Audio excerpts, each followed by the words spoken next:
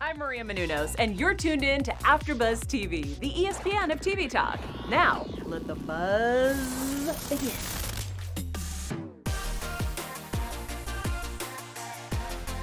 Hey guys, welcome back to the Dance Influence with Dana Alexa. I'm your host, Dana Alexa. As always, we appreciate you guys being here with us during this time.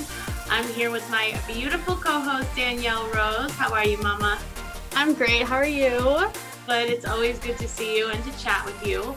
For today's show, we are actually not going to have a guest. It's just going to be the two of us chatting with you again. We might do a little bit of this system of having 1 week with a guest and 1 week with us just chatting with you and getting to know you. Since it is our first season of the show, we feel like we have a lot that we could chat with you guys about, sometimes without having a guest on board. So for today, we're going to talk a little bit about some of the previous jobs that I've done with the NBA. I was a Knick City dancer, which was actually my first professional job, major professional job. And then we're going to talk a little bit about my experience on The Amazing Race. And then we're going to talk a little bit about how I have become a dance show judge, a reality show judge on a couple of different dance reality TV shows. So talk a little bit about some of those processes and how they're all connected and what it has been like for me.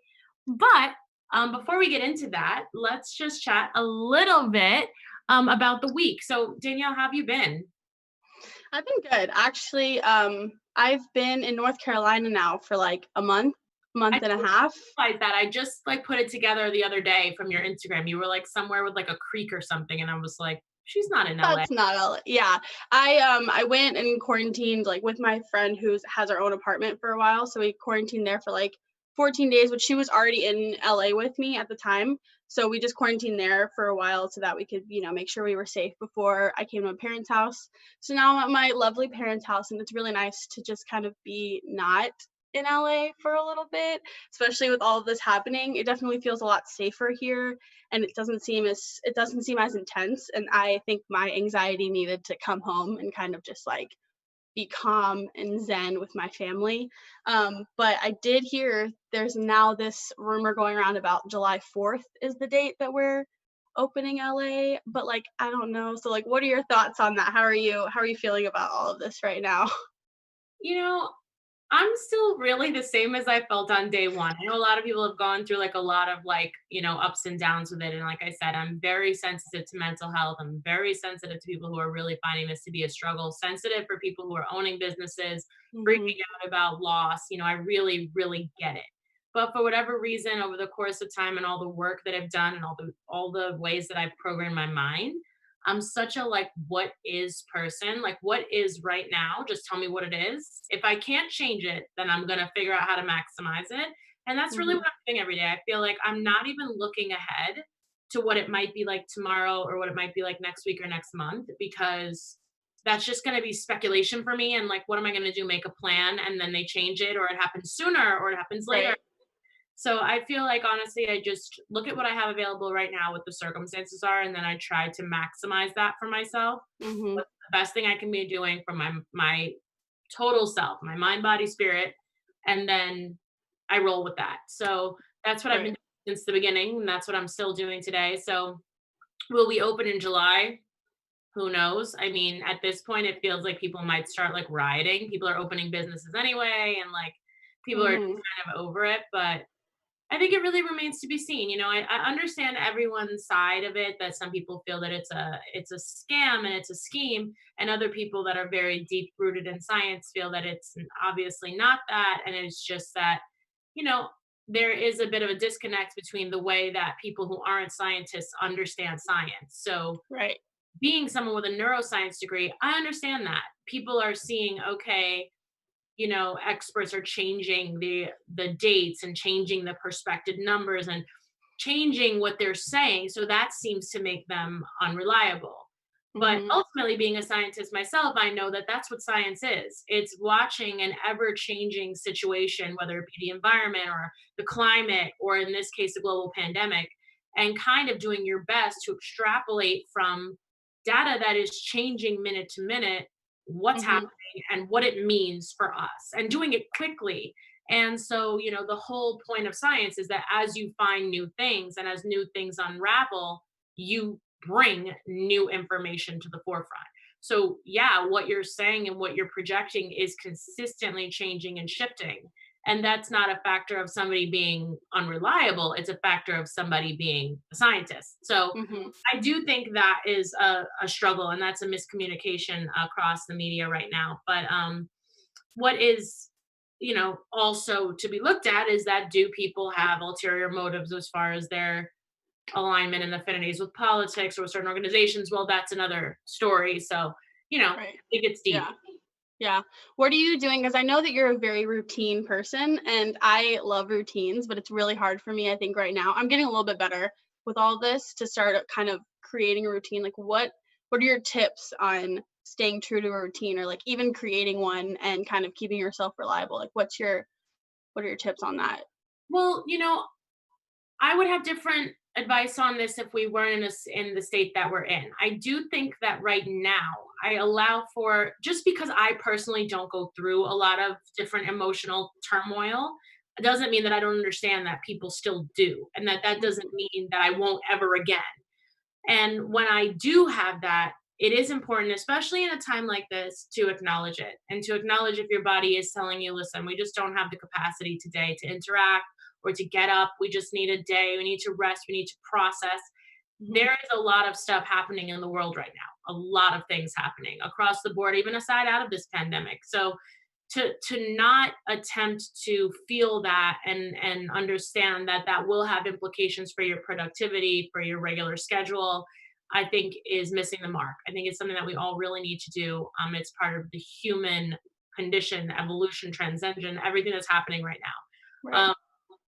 However, I also feel that what happens is sometimes you're not necessarily in that state of turmoil, but you're just kind of like, well, what do I do? You know what I mean?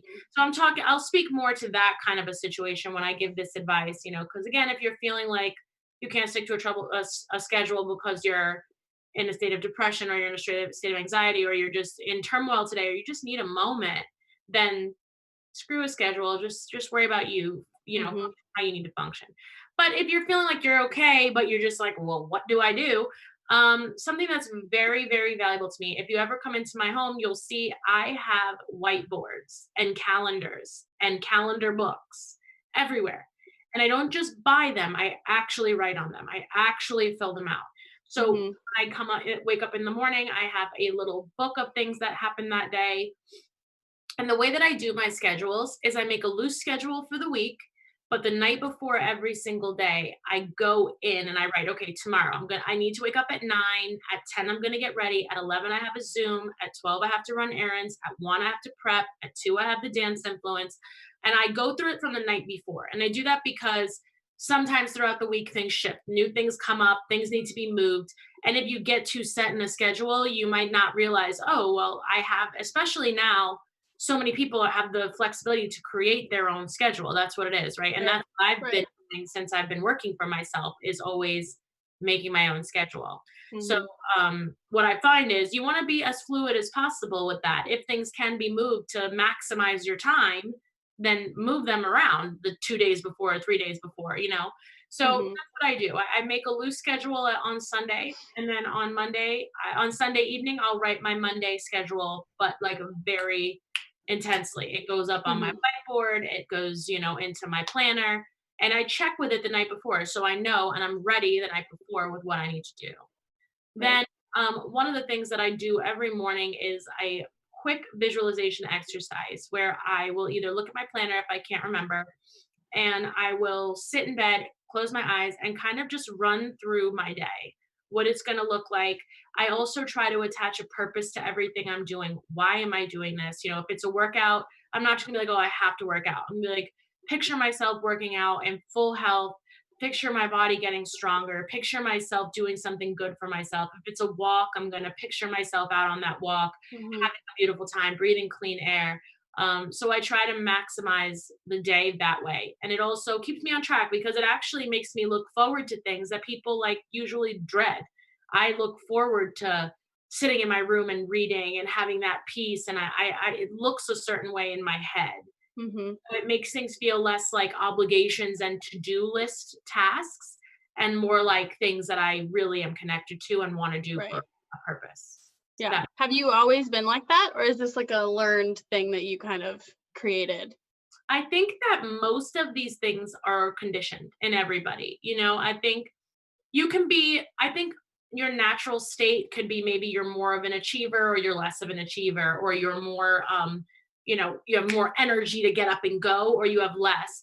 But I don't think anyone's born with like an agenda book and a schedule, right? I think that's something Mhm. that if you do have the drive and the determination and the energy, you sort of start making that schedule because you realize that all of that energy can really work against you. So for somebody like me, if I don't have structure and I don't have a task to check off, my day looks like, oh, let me do this for 5 minutes. Okay, let me do this for 10 minutes. Okay, let me do this for 15 minutes. Oh, I got confused over here. I started doing this. What was I doing? You know, Mhm. and it becomes just, I did a lot of things, but nothing got done.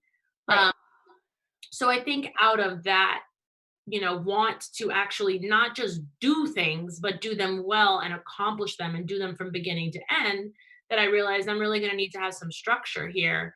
And I'm going to need to delight not only in the process, but in the aspect of checking it off and saying, Right. you did that today. Yeah. So, that's the other way I do stay on a schedule is at the end of the night, I reflect on the day. And more than I worry about the things I didn't complete, I give myself that pat on the back and I'm like, dang, you really edited 3 videos. Even if Mhm. I wanted to edit 4, I'm not going to be like, oh, well, you missed one. No, I'm going to focus on what did stick to schedule or maybe what did better than schedule. Sometimes when I have a little bit of an outline, I find myself doing even more or doing it faster than I thought it was going to get done before because Mhm. I truly believe in that. A body in motion stays in motion. So when I wake Right. up and I get on a path, I have a much better day than when I just kind of lollygag around and I'm like, you know. Right. Yeah. So I That's think good. that it's just something that you program in yourself. It's something that, but again, you want to remember why. That's the thing. That's the thing that Mm. makes things, I think, very cold or makes them to lose the success factor is that people make a list and then it's like very cold. It's like type A, like check my list off and don't talk to me. But, I think that's an antiquated way of looking at things. Really, it has to still, everything consistently has to be fluid. It has to be stuff you check in with that you're like, do I really want to do this? Does this really Mhm. serve a purpose for me? And if that answer stops being yes, then you've got to go in and reevaluate. You know what I mean? Right. Yeah, yeah, yeah. Definitely. So I for agree. yeah, yeah. Yeah. What kind of things have you been doing? Well, I don't know if you've heard of this Chloe Ting girl on Yeah. TikTok, but she's all over TikTok. And I was like, what is this? So I really looked into her a while. Like I've been doing that all week. I've been trying to at least do like one or two of her workout videos a day. And like you said, it's really not for like, oh, I need to get up and do it. It's like I want to do it, and always kind of wanted that routine. And the same with like your Patreon, like it's something that I can put on the TV and do it in my room. There's nobody else around, I don't have to feel the anxiety of like other people or whatever. Because I think fitness has always been really challenging for me, just because I don't want to do it wrong or do it this way. But I'm starting to learn that like as long as I'm just doing it, it's going to show me results. Like as long as I can get up, go out, go on a walk, start turning that into a jog, do the small steps to make them bigger. Because I think that I get kind of overwhelmed when I'm like, I want to do this huge thing. And if I don't kind of plan it out and talk about it and like do the small things to get to where I want to go, it kind of gets overwhelming, gets pushed to the back burner. So that's what I've been doing. I've been trying to do that better and kind of eat better and do all of the things that in the world when everything's going crazy, I don't really think about because I'm so busy with what I have to do that I don't think about the little things that I always wanted to do, like working out and eating better and all of that. Good. So, I mean, that's yeah. really good stuff. I hope that that's the thing that people do take away from this is that ultimately the things that feel like the little things are really not the little things. Because if you're not taking care of this Mhm. body and this mind, then all the big things, even when you get there, they're really going to suck. You're going to have gotten there for Right. the wrong reasons. You're not going to have the health and the vibrance to really enjoy them. So, the act of nourishing your body properly or doing a workout is the absolute the largest thing you can really do for yourself. And it does Mhm. happen in small steps every day. So I definitely think that's super important for people to hopefully connect. I hope that these things don't get like thrown by the wayside once everything opens and everyone Right. goes, crazy forward because it is important stuff. I think the people that hold on to these lessons are going to be much better off in the long run. Um, Right. just remembering that your lifestyle and your habits, they are important, and they ultimately become your legacy bigger than anything else, because, that's really been the big thing that I've been talking about a lot with my roommate Danny, is that, it becomes so much less about what you did and so much more about how you did it. Right? Like, people say it all the time. Oh yeah, that person was a billionaire, but they got it by stealing. Okay, so that always has a tarnish on it. People care less about what you accomplished. So, Mhm. I think it's a lot about, did you do it with grace? Did you do it with class? Did you do it with dignity? Did you do it with your integrity intact? Mhm. So yeah, when you train yourself in small ways to do that workout or to eat that meal a little bit healthier, then you have a much better shot when the big things do come, Right. handling with them with that same care. You know what I Yeah. mean? Yeah, definitely. That's what I mean. Like, I think that it's definitely been eye-opening in this situation to see, there can be so much negative going on and all this bad news and everything that's going on, but just being able to turn just those little things into big things that are a big deal to you is just, it's going to make this whole thing so much better in your own brain and your own mind and everything. I don't know. It's just, it's good. There's good and bad in this, but I think if we look hard enough, there's a lot more good that's coming out of this. Because again, like, even with the dance world, with the IG lives and people making their own like Zoom classes and all of this, I don't know, it's just really expanding with what we can do as a community with the dance world and with other everywhere in the world. People are making music videos without even being together. People are doing, the late night shows are everywhere. Ellen's doing like, people are still doing what they want to do and what they can do, but with the resources, and they're making it an amazing thing. So it's really, I feel like it's bringing us all together in some ways. So yeah. Absolutely. That's a good time for me to mention to you guys that if you haven't checked it out yet, I created an entire online catalog for you guys, a full training program. It's called 360, and it's available to you on Patreon. It's patreon.com/Dana Alexa.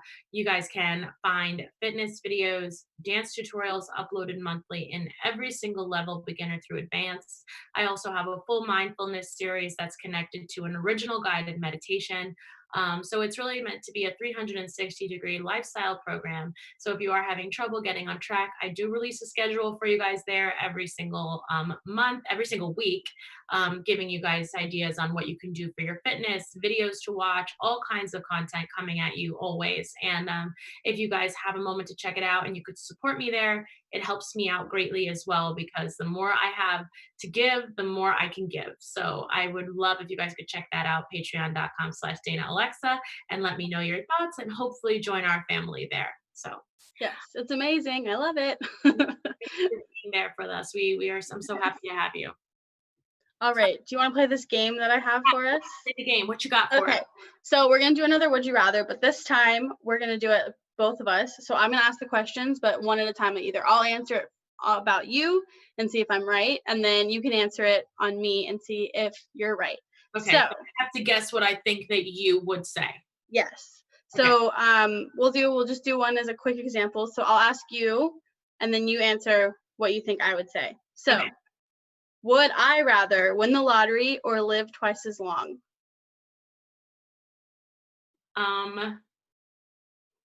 I think you would probably rather win the lottery. Is that true? Yeah. I feel like, Long would be a really bad one, actually, unless everyone you knew would also live twice as long. right. Otherwise, you would outlive everybody. Or like if you like paused at a certain age and like stayed that age, like a vampire for like 20 years, and then you moved on after that age or something, maybe. But like, I wouldn't want to be, 120 or whatever. I would want to be like 25, 30 maybe. I don't know. But yeah, so definitely win the lottery. Yeah, living twice as long would be hard. I wouldn't want to outlive my children or like Right. everyone I know. No, that would be too much. Yeah. Wow. All right. So now I'll Big ask a lottery, not question. like one of these $2 lotteries. None of that. Right. Like we need like the million Mega bucks million. lottery. Yeah. Okay, so I'm gonna answer this about you. Would you rather end world hunger or end all wars? Dang, how'd I get stuck with the hardest one? Okay, let's see. Would you rather end world hunger or end all wars? I don't know. That's a tough. Do you have an answer? Do you have a Yeah. quick answer? Okay. I'm gonna say end world hunger. No? I wouldn't pick that. I would pick war, and I would pick war just because I feel that the climate of violence and the climate of hate that comes with war and comes with the ability to have war at any moment, like the fear that brings, and Mhm. been to countries that are affected by war and seeing the devastation, not only on the people, but on the earth, on the land, on their culture, on the buildings. There's something about that that just is, I feel like if we could eradicate that possibility altogether, that Right. we might actually exist in a more of a loving state, and that hunger would probably resolve itself Mm, because we have the resources for everyone to eat. We just don't know how to distribute them because we're right. busy with other things. So, and not that I don't think people going hungry is a big deal. I just, Mhm. yeah, I think that the climate of hatred and violence that war begets is really just the most Yeah, toxic thing in the world for everybody involved. So, I agree. I agree with you. Okay, let's see. Would I rather be without the internet for a week or without my phone?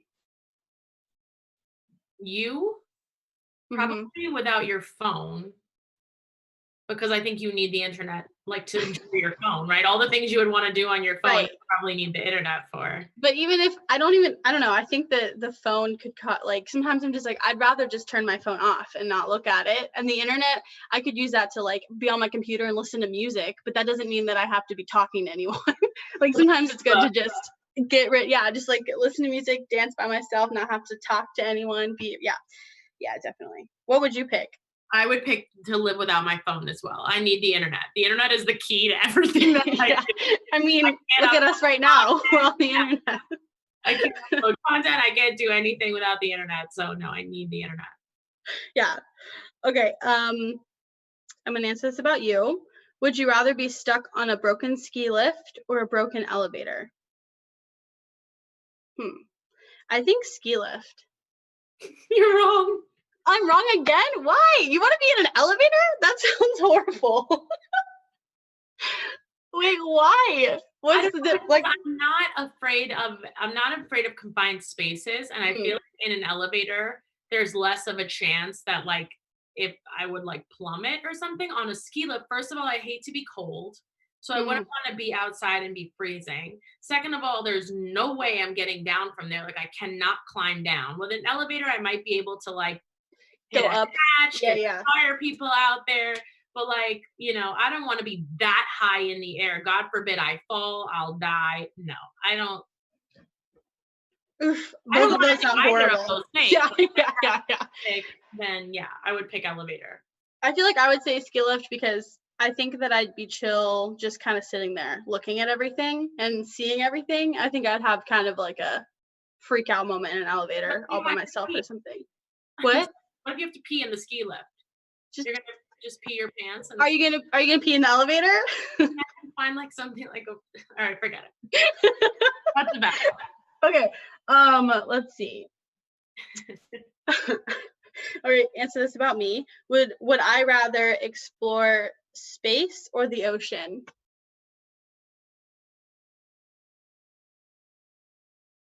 My first instinct is to say space, but I don't know if that's true or not. I would say ocean. Would you? Yeah, I always wanted to be a little mermaid, you know? I always wanted to be with the fish. I don't even eat seafood like at all because I don't want to eat Like fish. one with them. Yeah, I want to be like with the sea animals. Wow. All right. Okay, let's see. Oh, well, now I know this one. So I'm gonna ask you another one and then yeah. Would you rather be a kid your whole life or an adult your whole life? I've gotten none of them right so far. So now I'm like really want to get this one. But I don't know. Let's see. I feel like an adult. Yes. Okay. Yay. I've been an adult my whole life. Even when I was a That's kid, what I was well, thinking. I love to have aspects of like a childlike nature about myself that I'll always Right. keep with me. But I need my freedom. I need to make my own choices. I need to cook my own meals, or I'm just not a happy person. I've always been that way. So adults, 100%. Yeah. Yeah, I would definitely have to be. Okay, well, let's see. Then we'll do this last one. You can answer it about me. Would I rather be too hot or too cold? I feel like you'd rather be too cold. True. Yeah. Nobody wants to. Did you get all of them right? You got all but one right. It's Yeah, the impressive. ski lift. No, what was the one I got wrong? Oh, the ocean or the Yeah. space. That's the one I got wrong. Yeah. Yeah, I would much rather. I hate being hot, which is Yeah. weird that I live in California, but Yeah. Nobody wants to like sweat and stuff. That's too much. sometimes those dance studios get too much in there, and I'm like, it's like a When you're sauna. cold, you could like layer and it's cozy. Mm-hmm. Yeah, exactly. Whenever people complain about being cold, I'm like, but put on more clothes and you'll be fine. Like if I'm hot, I have to. There's nothing I can do. What are you gonna do? Nothing. Yes. Well, that was fun, everyone. That was a good game. You never get to play the games. You're always having to host the games. Yeah, that was fun. Would you rathers are so fun. I do them now with my friends in the car, and they're like, I can't play this with you because I can't ask any questions. You have such good ones. You're like really good at it. Maybe you'll be like a game show host one day. Oh, that'd be fun. Did everyone hear that? Let's put me on a game show. Everyone. But speaking of which, everyone, if you are enjoying this, please like, comment, subscribe to AfterBuzz TV. Let us know how much you love it because we love you and we love that you come back every single week. So thanks. Thank you guys for being here. Don't forget to drop us a little comment or a like or to share us with your friends. Honestly, the best thing you can do for us is share us. You know, we appreciate if you guys help us spread the word about the show. It's relatively new. So if you're having a good time watching, pop a link up on your socials and tell people where they can find us. And we really genuinely appreciate that. Alrighty, what you got for me first? You're becoming the interviewer on this show. Oh, well, I do my part. I can help out. Let's see. Okay. NBA. Just start off with the audition process. Like, how did you even get this option to audition for them? How was it? How was the experience? Tell us the process of that. So I've told the story a couple of times, but for anybody who hasn't heard it, I started out in professional dance after I graduated college. I decided I would take 1 year and I would give myself my best shot at becoming a professional dancer.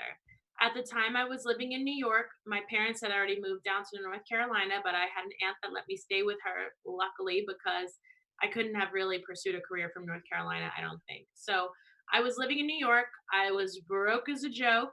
Like $100,000 in debt from college, and I wanted to dance, but I didn't have an agent. I didn't have anything that you really would need. I had no experience.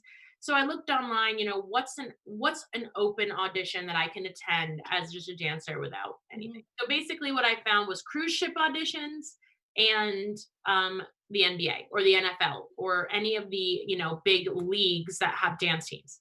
Right. So I figured let's start there with the NBA, NFL dance team style stuff. So I did. I auditioned for every NBA, NFL team, like on the East Coast. I auditioned for the 76ers in Philadelphia. I auditioned for the Nets in New Jersey. I auditioned for hockey teams. I auditioned for the Jets. That was a football team in New York. Literally everything. And I made it to the end of almost every audition. The season for auditions is like almost a month and a half long. I made it to the end of every audition, but I never got picked to be on any team. So I was like, great, this is going really well. So the last audition of the season was for the Knicks. And I sat with my aunt the night before the audition. And I was like, why am I even bothering to go to this thing? There's going to be 1,000 people at this audition. It's the hardest team to make. It's the highest paid. It's the most prestigious. I'm not going to go from getting cut from all the other teams to booking this one. And she was like, just go. At the worst, you're going to what? Learn a couple lessons. You'll go back next year more prepared and maybe you'll actually book it. Mm-hmm. So I went and I got there, literally 1,000 people in line. The line went outside Madison Square Garden, wrapped around the block. Like it was literally insane. They let everybody into the stadium. You're sitting in Madison Square Garden on the floor. They give you like this talk. And first thing was, I believe, an across the floor where we had to do like a combination that had technique. There were like jumps and kicks and things of that nature. And then there was a cut and I made it through the first round. And then we got into to make the team, we had several days of audition of doing choreography rounds, interview rounds, all kinds of stuff. And I really had come out of nowhere. I knew nobody on the team. I knew nobody in the organization. And that was very strange because at the time, most of the other people that were auditioning that were getting very far either had been on an NBA team in the past somewhere else, or for a lot of them, they had been on dance teams in college either with girls who were currently on the team or with the coach or with, other people somehow in the organization. So I was really Mhm. one of the only people that was making it closer and closer to the end and had an affiliation with absolutely no one. So one of the criteria to make the team was that you could do a trick called a kip up, which is when you're laying on your back and you kick your legs up into the air and you land in like a crouched position. And I have literally zero experience doing gymnastics of any sort. I don't jump in the air and land upside down. I don't do any of those things. Yeah. I never really had any desire to do anything fancy. Now I do, and I wish I had wanted to when I was a kid, but at the time I didn't want to do that. So Mhm. I was like, how am I supposed to learn to do this trick in a day or 2 days? You know, so on the second day of audition, I believe it was like a 3-day process. Somewhere in the middle, that we had a combination that had a kip up in it, and I was like, "Wait, well, what am I going to do? I'm going to have to fake it because I don't know how to do this step." So for that round of the auditions, Shane Sparks was the guest judge, and I danced the combination. I faked the kip up. Fake it till you make it, kids. And Shane got up and he said in front of everyone in the theater at that point, that girl killed it. She's the best person. You guys are crazy if you don't book her. So here I am at like 21 years old, like sweating, faking a kip up, about to cry. Like I was just in a whole emotional, you know, just a whirlwind. And they were like, if you come back tomorrow for the final round and you can do a kip up, then we'll see, you know? And I was like, Mhm. great. So I have 1 day to learn to do this trick that people have been practicing like pretty much their whole lives. So that's real exciting. Um, but so I went home. I had a boyfriend at the time. We were living in Philly. So I actually left New York City, went all the way back to Philadelphia, because I was kind of splitting my time between Philadelphia and Long Island. And I said to him, you have to teach me how to do a kip up by tomorrow. Like I need to know how to do it. And he was like, I don't even know how to do it. But he was like, did martial arts and things. So I was Mm. like, he has a better shot at learning this faster than me. So we Right. moved his bed out of the way and we started practicing. And he learned it. It took him about 2 hours and then he taught it to me. It took me about 10. I was up the whole night, slamming my back into the ground, knocking the wind out of my chest. But the next day, the final day of auditions, I went through, I killed the combo, I hit the step. I could literally see them be like, it's impossible. Like, there's no way you could have done it. And I think at that point, they were like, well, now we have to take her. Well, that just shows it was meant for you. I mean, you went and killed it. Yeah, That's so that was great. really what it took. It was crazy. It was just not giving up on something, never believing that anything's really impossible. Right. So much of my life has really come down to that, my will and my work ethic overpowering anything else, and that has really Mhm. been the key, and I think that was the key starting all the way back then. So, Right. yeah, I had a decent experience on the team. It wasn't my favorite experience. I had a hard time. I was brand new. It was my very first job. I was really one of the most people that the youngest and the most green. Like most of the other dancers on the team were like so professional, and I was so intimidated because like I had just, you know, even growing up as a New Yorker, not only was this my first dance job, this was my first real understanding that I could even dance professionally at all. And it was Mhm. on the court in Madison Square Garden, like the most iconic, epic place I could think of being as a New Yorker. So Right.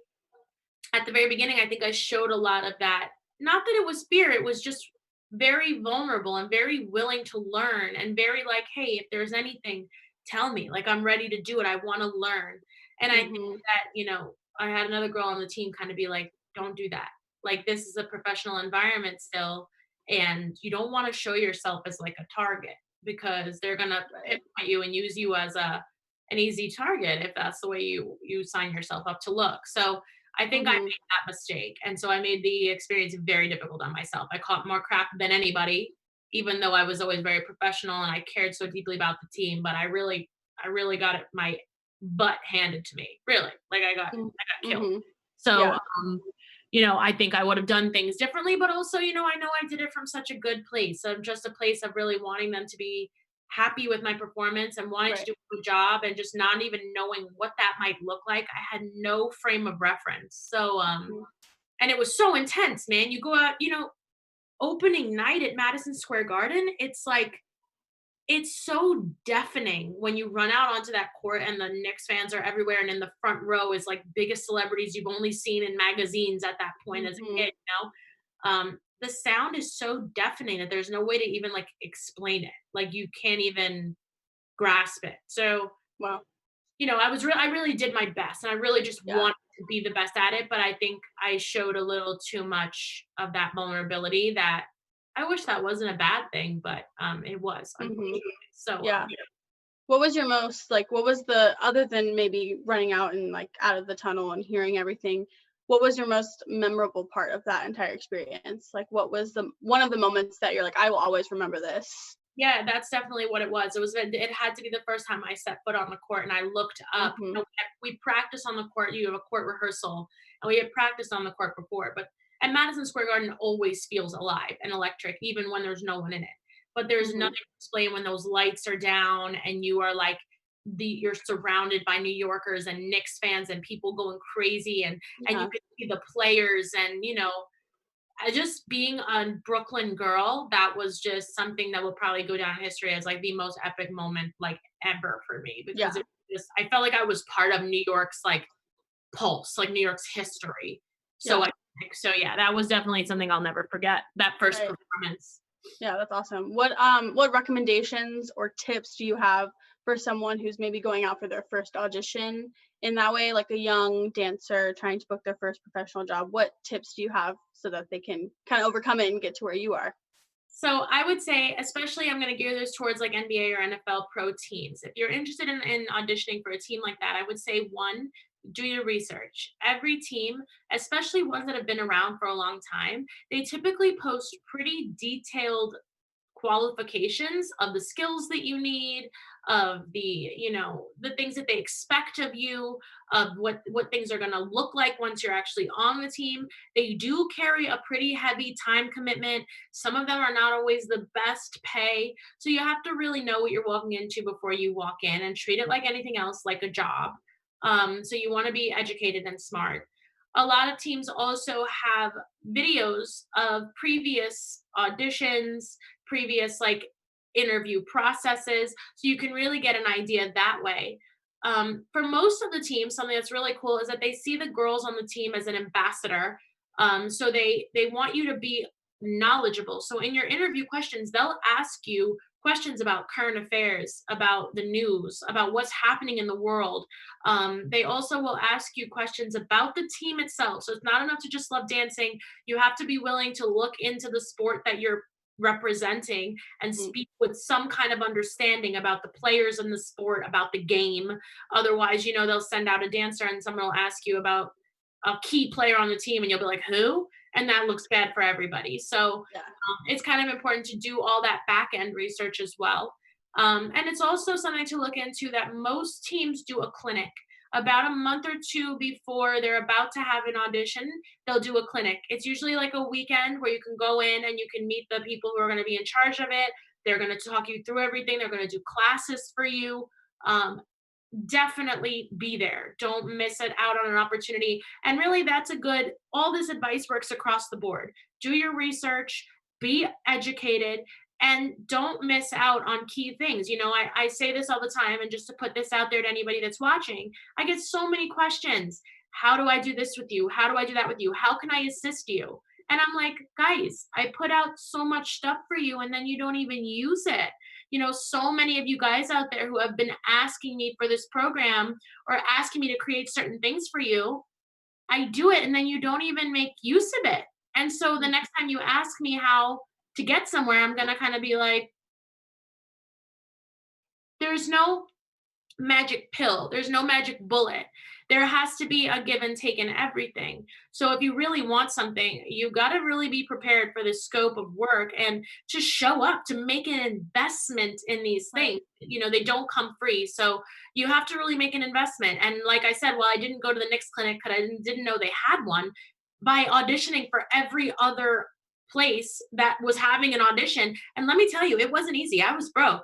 And those auditions being in Pennsylvania meant what? I had to get on trains and go back and forth to Philadelphia for their 5-day long audition process to literally, I made it to the end, and actually I never even did their final audition, because their final audition was day 3 of the Knicks audition.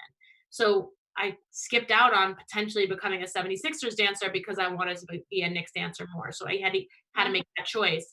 But having no money and riding Greyhound buses into and out of New Jersey with bags of things packed, full makeup, it was not an easy thing, but I paid my dues and I made that investment in myself. I took those chances, and that returned a dividend. So that's why I say, I created this training program for you.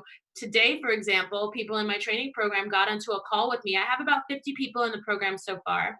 And they got onto a call with me, and I got to see everyone's face and have a one-on-one talk with them and answer their questions. And there's no better way to connect with me right now than doing that, right? Because it means when you come to my class, or you ask for a job, or you ask for a recommendation, I'm going to have way more to go off of. If you make that investment and you show up for yourself and you show up for me, I can actually help you in the future and moving forward. So, that's the big thing I say. If you really want something big, it's going to require an investment from you, some financially, with your time, with your energy. It requires an investment. So be prepared to make that investment. Yeah, definitely. I agree. I think that people think that success happens overnight. People just kind of pop out of thin air, but it definitely doesn't. And I know that everyone knows this because of all celebrities that give their testimonies of where they came from, and they had $10 in their bank account, or they had $800 before they moved to LA, and this and that. So just, it is true to really invest in yourself and go full force on like what you want to do. Okay, so another one. Let's get into the next one, which I watched a few episodes back in the day before we were even friends, of The Amazing Race that you won. Spoiler alert, we all know. So tell us about that. How did that happen? What was the story behind that? All right, I've told the story a few times too, but the backstory with The Amazing Race actually is another great testimony for making an investment and sticking through with something you love. I was a fan of the show, big fan, always, always. And I was living with another boyfriend. It was the same boyfriend that I was with when I auditioned for the Knicks. We were living together and stuff. We were college sweethearts. And I said to him, watch this show with me. So I started getting him into the show. He started getting hooked, and he was like, why couldn't we do this? And I was like, we could absolutely do it. So we made a really great video that we lived our life like it was The Amazing Race. So he would be in the shower and I would be timing him. You got to go faster, suds it up. Or like I was getting the mail and he would throw it to me and I'd have to catch it and like finish as fast as I could. Or we'd be at the supermarket like screaming at each other, more, faster, faster. Like we made our whole life The Amazing Race. So we thought it was a good video. They did too. They responded right away. They loved me. Just me. That was the response, unfortunately. They loved me, but they didn't think we were a great couple or partner team. Interesting. But pretty messed up considering I was living with this person. We've been together for like 4 years. So I was like, well, what am I supposed to do with that? So they asked me if I wanted to do Survivor. And I told them no, because I wanted to do the race. And I was afraid that doing Survivor would take me out of the pool to do The Amazing Race. Right. So I was like, no, I have to pass, which was crazy because I had an opportunity to potentially win a friggin' $1 million when I had no money. But I knew my priority was the race. And so I decided to stick to it. So then the girl who I'll never forget talked to me on the phone, was like, when you and this guy break up, you just come back to me when you meet someone new. And I was like, girl, that's crazy. What are you talking about? And she was like, don't worry, just call me. Might be a couple of years from now, but just call me. So I was like, whatever. So I go on with my life. Me and this guy break up. I move to Los Angeles. I meet Matt, who became my partner on the race, my fiance. The same thing happened. I told him, hey, listen, we're broke and I love this show. And they told me when I met a new guy that I should try again. And we're both dancers and there's way more synergy. Like maybe we should re-audition. So we did. We auditioned through tapes a few times. We even drove all the way to San Francisco in the middle of the night one time so that we could audition live for them in San Francisco. Wow. We got a couple calls, but it never really went anywhere. And then, so we kind of forgot about it. We started building social media. We became kind of a presence on social media. And then about a year or two into that social media growth, this guy calls me who had called me in the past about the show. I was sitting in the parking lot at Millennium, coming out of a yoga class, actually. And he was like, are you ready to run The Amazing Race? And I was like, who is this? He's like, no, I'm serious. He's like, are you ready? Do you want to run? You still want to run? I was like, yes, of course I still want to run. It was always in the back of my mind. I always had been still a fan. I even had cut out a picture that said $1 million prize. And I had it on my thing that I saw every single day because I would constantly, connect to this idea of winning the Amazing Race. Hmm. And it turned out that they were doing a social media all-star season. We got through casting. We actually cast the show. But there's, again, no overnight key to success there. It happened over literally 7 years of me applying and waiting and hoping to be a contestant on the show and trusting life to take me where it had to go, basically. So, yeah, we made the show. It was madness. A lot of people don't realize, but Matt and I were already in a very bad place in our relationship when we filmed that show. We probably would have broken up sooner if it hadn't been for the show, to be honest with you. I suggested we go to some kind of therapy before we run because I was like, we're gonna friggin' kill each other. And he was like, no, screw it. We don't have time. We're busy. And yeah, that's part of why our run was so rocky because we really were already trying to kill each other. Right. Yeah. But I honestly had said to myself going into the show, and this might be the competitive New Yorker in me, I think it was also because I knew our relationship probably wasn't going to make it. I'm winning this thing, with or without you. I'm gonna make it to the finish line. I was like, I don't care who hates me. I don't care what happens. And I think, to be honest with you, because it was a social media show, everybody else was very media trained and everybody else was kind of wealthy and everybody else already had their own bag with we ran against like Tyler Oakley, who had like Right. a billion followers. So like if he Mhm. won the Amazing Race or not wasn't going to like make or break his life. And he was also with like his best friend. They had one of the best relationships I've ever seen. So, I think it was very different circumstances. Once production got the taste of me being like, I'll kill someone to win this show, like I'm winning, they were like, that's our target. Pretty much the way I made myself a target for the NBA, I made myself a target for the Amazing Race by letting you know I want to win this and I'm competitive and screw it. So Right. they did, they took that and ran with it where they could Yeah. have made other people look very bad or they could have made Matt look really bad. They were like, no way, it's way too fun and too easy to do. So yeah, I was a little bit wild, but I also definitely got a very short editing handed to me from that one, but it's my own fault. So yeah. Yeah, right. Well, no, it's not because you won and that's great. But what advice do you have on someone who maybe wants to go into that kind of work, maybe like reality show wise? Because you said you made like a really interesting video that caught their attention at first. Yeah. So what are your tips on that? Because like for me, I want to be on The Circle. I'm not even gonna lie. Have you ever seen The Circle? I haven't, but I've heard about it. It's so great. But anyways, so like for someone like me, like what would be advice you could give someone for same things that? I was kind of saying for the NBA. Do your research. Look into the show. Make sure you're watching the show. Make sure you understand at the heart of it, what are they really looking to cast? Are you ready to do that? Are you ready to be that? But then also about being really truly yourself. Like, are you funny? Are you a little wacky? Are you super dry? Whoever you are, you have to be that because once you put things on, it takes the reality out of a reality show. And these producers, they've seen their job is to see people. So they look at thousands of people per day. So they can tell within a moment if you even have a spark of something that might be special or might be what they're looking for or might fit into what they're trying to cast. So yeah, it's really just about trusting the process, making sure you're being authentically yourself and like being educated. Why would they want to cast you for this? Look at it from their perspective. I'd say this for auditions for dancers across the board. Put yourself behind the table. If you were coming into a room, would you hire yourself? And if not, why not? And if yes, then why? You know what I mean? And if yes, what are the good things about yourself that you could actually play up even a little bit more? So yeah, that's something definitely to look out for. And honestly, I can say that if I could do the race a little differently, I probably wouldn't, just because I think that I learned a lot from it. And I think that if I had run it any nicer, we would have lost. And I was not okay with that. I did not go on that show to lose. I just didn't. And and you did lose. So you win some and you lose some. And whatever happened because you won anyway. So that's all that matters.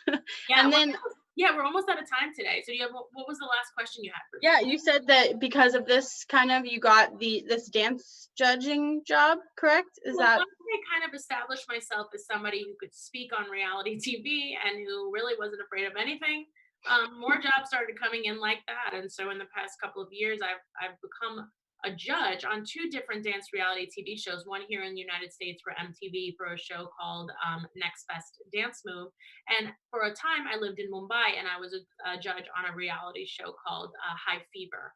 And it was so interesting to me, and I hope that will be something that remains part of my life as a professional dancer as time goes on, because it's so funny because I really learned the importance of what you say and how you say it from watching myself on The Amazing Race, from Mm, really understanding, dang, that Brooklyn, that hard quality doesn't translate anymore the way it did when I was a kid. And like, it really taught me a lot about how to really be careful with my words and with my tongue. And I think just in time, because I think when you're a judge or you're a mentor of any sort, every word that you say carries so much weight.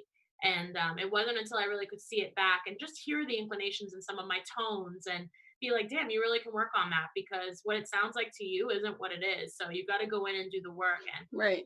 that's why I think The Amazing Race was so transformative for me. And that's why I think it has carried into my experience now, being a teacher, a mentor, a judge, and just being an all around better person, because I really was able to look at the ugliest parts of myself and be like, we got to go back to the bottom and we got to work on that. So, Hmm. yeah, I love being a judge, and I love it because it makes you a mentor at the same time. I think, I don't like being judgmental of people, but I like genuinely telling people what I see in them that's great, and what I see in them that is potential that can be built, and how to build it. That's something Right. that I feel super super connected to. So Yeah.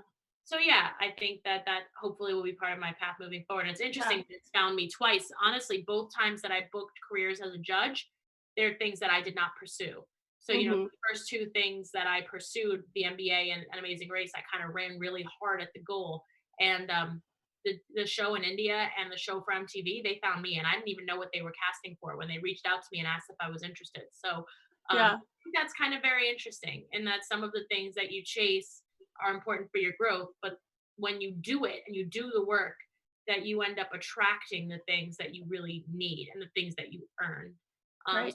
I think that's how your career kind of evolves over time as well, from Hmm. you being the aggressor to you kind of accepting what comes next. Yeah. So, Other than your Patreon, do you have anything in the future that we can all look forward to? yes, I really hope that once it's safe to do so, that my Patreon 360 program will go live. So the idea is that I will come to each city the way that I do now within the US and internationally as well, and bring you guys my 360 format to do a day full of mindfulness and meditation, fitness, and dance, kind of in a 360-degree holistic, um, just a full experience for you guys in Yeah. each of your cities. So yeah, I hope we can be together really soon in person. Danielle, I miss you. I miss I the know. I AfterBuzz miss studio. you. But as always, thank you guys so much for tuning into the Dance Influence. We love you. We sincerely appreciate you. And again, if you have time, please make sure to like, comment, and subscribe on this video. And if you can also just share us, let your friends know if you're enjoying what we're talking about. Let us know who you'd like to see on here next. We're going to have a guest next week. So who would you like us to chat with? We'd love to hear from you. Danielle, tell them where they can find you. Yes, you can follow me on Danielle Rose 143 on Instagram, and we love you. And you can follow me on Instagram at Dana Alexa _, the same handle for my TikTok. And you can find my training program at patreon.com/Dana Alexa. Thank you guys so much. We'll see y'all real soon. Our founder, Keven Undergaro, and me, Maria Menounos, would like to thank you for tuning in to AfterBuzz TV. Remember, we're not just the first, we're the biggest in the world, and we're the only destination for all your favorite TV shows. Whatever you crave, we've got it. So go to AfterBuzzTV.com and check out our lineup. Buzz you later.